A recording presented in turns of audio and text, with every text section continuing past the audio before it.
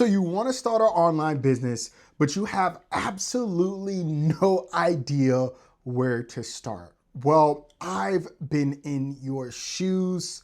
And over the last decade, I have built multiple online businesses, some that have done really, really well, and others that have completely failed. So if I had to build an entirely brand new online business this year, this is the exact process that I would do. Now, if you're like me, you're probably gonna go on YouTube or ChatGPT and start doing research on the best online businesses that you should start. And honestly, this is not a horrible idea. It makes logical sense. However, I don't think this is the best approach because number one, you're gonna get a lot of different opinions. Someone's probably gonna tell you that you should do drop shipping. Someone's gonna tell you that you should have a service-based online business, maybe do consulting, maybe you should do digital products. And all this is gonna do is make you feel overwhelmed and make you feel like, man, there's so many great, shiny opportunities out there. I don't know which one I should pick because everybody online makes it seem like this is what you should be doing. So instead of completely overwhelming yourself, I recommend that you start and ask yourself, what do I already know how to do? And so for me, I started writing down things like, okay, I know how to play drums. I've been playing drums all my life. Could I start a business teaching drums? Yeah, I could do that. I've been on YouTube for over a decade. I've been creating content for a very long time. Could I teach beginners on how to get started with YouTube or social media content? Yeah, I could do that. I've ran Shopify stores before and I've had some successful ones. I understand product-based businesses and clothing brands. Could I teach somebody about that? Yeah, I could do that, right? And you go through everything that you think that you're good at or talented at, right? You write it down. And then once you do that brainstorming, the second question you want to ask yourself, is there something that people always ask my opinion on or always ask for help? So for example, my wife, everybody comes to her for help with their resumes and finding a job. So much so to even where I was like, yo, maybe you need to start a business because everybody is coming up to you for help, right? And so if you have that same type of situation, maybe, people are asking you for graphic design help, or people come to you every time they want to decorate their home, right? You got some really fire interior design chops, right? Whatever it is, you want to also write this down because this could also be a good place to start as well. So the main takeaway here is that you probably don't need to go learn a brand new business. You probably already have a really good business hiding inside something you already know. Okay, so now you know what you're good at. But getting somebody to pay you for what you're good at is a whole nother ballgame in and of itself, which is what we need to figure out next, which is you want to find one person with one problem. So when you go over your list of all the things that you're good at and what people ask you for help with, you want to identify something that you feel very, very confident in, that if someone has a problem with that, you can solve it. So for me, I figured out that, yeah, I'm pretty good at marketing. Like I feel really confident that someone has an issue with marketing, I can help them. And more specifically, I figured out that, hey, when it comes to small business e-commerce brands, that's really where I can make the most impact. The reason for this is because I'm also a small e-commerce brand owner that's done anywhere between 10 to 50K in sales a month. And so I know what it's like to start a brand new e-commerce store, try to scale it, the things that break, the emotional state that you're in that I feel like no one talks about, especially when you're trying to, be employed, working a 9 to 5.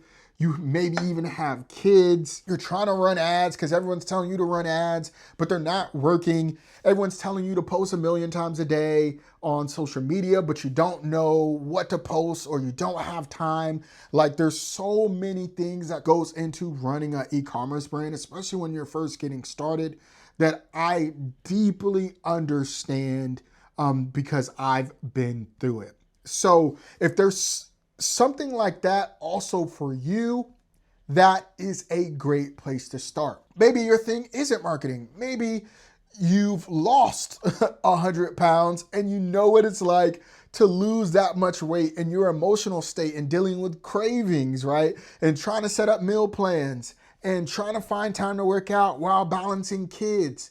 Like, that's also a really, really great business to start because you know that avatar, you know that person, you know their struggles. Now, the next thing that you want to focus on is creating the simplest offer possible, okay? So for me, what I offered was Shopify audits. For $200, I would audit your Shopify store. I would look over all your pages, everything that you're doing within your business, and I would give you 5 recommendations that if you fixed it, you should see an increase in sales, right?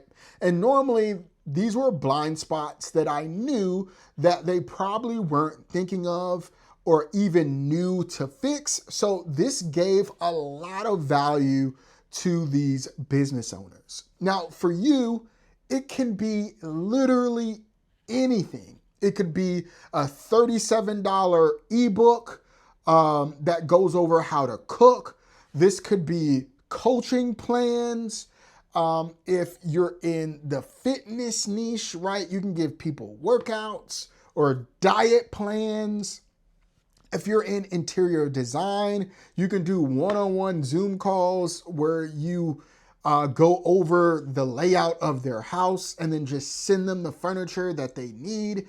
Like, you can be very, very creative with this. You don't need to overcomplicate it right now. You just want to offer something to just test and see if somebody will give you their money for it. And also, this works for a product-based business too. Whether you want to start clothes or, I don't know, a beard oil, like whatever you want to sell, you just want to start with just one product and try it out. At its core, business honestly is very, very simplistic, right? You have one person and they have one problem and you give one solution and they give you money for it.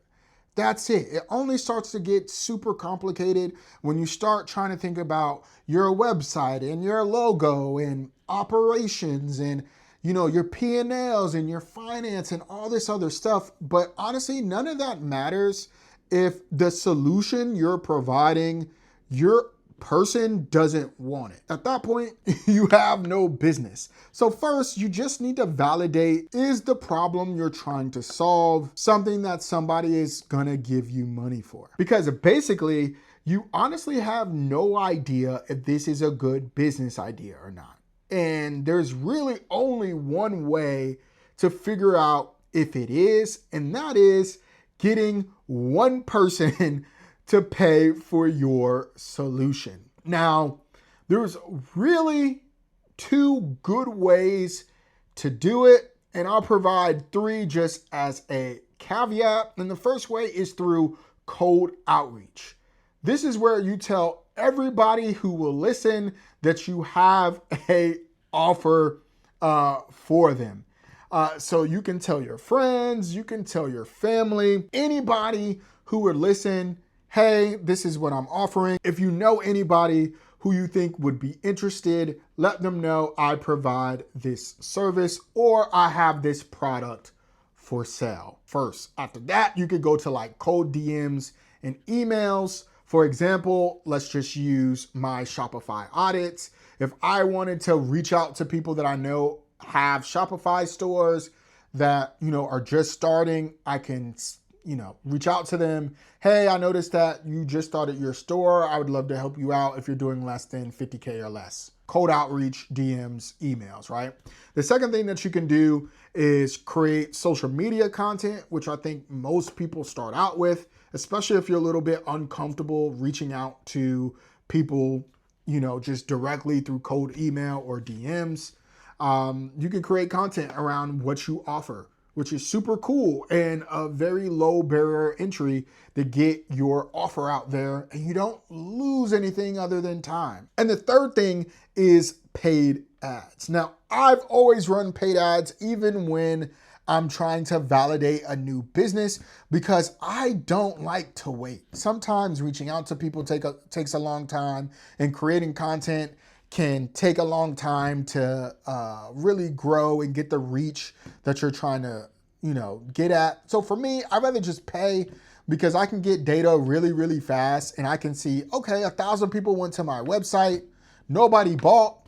Okay, nobody wants this. Let me go on to the next idea, right? So paid ads just allows you to accelerate that process a lot faster, but it is something to where you could waste a lot of money if you don't know what you're doing. So after you figure out that you are able to get sales, you want to figure out, are you actually making money? After you deduct your sales and your expenses, are you profitable? And this is something that I had to learn the hard way, especially in e-commerce, because I was making $10,000 a month, $20,000 a month, and I thought I was gonna be raking in the dough.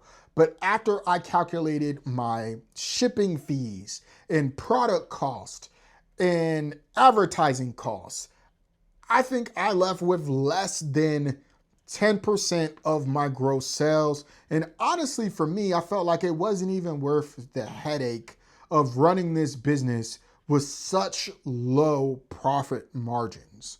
And so you want to figure this out for yourself. After you deduct all your expenses, is this business even worth it to you? And you may not know that going in. So after you've been running the business for a few months, see what your expenses are, see how much it costs to deliver this service, and then you can really determine whether or not it's worth it or not for you to keep running it and expand it. So at this point, you know exactly where to start when it comes to starting your online business this year. And if you need some help marketing it, I would recommend that you check out this video right here.